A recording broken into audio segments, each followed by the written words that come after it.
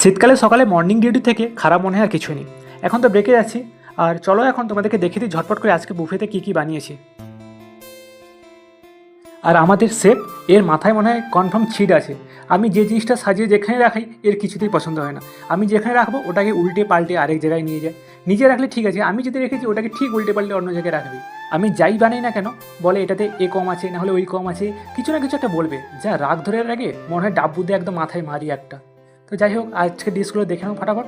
আজকে এই ভিডিও এতটাই।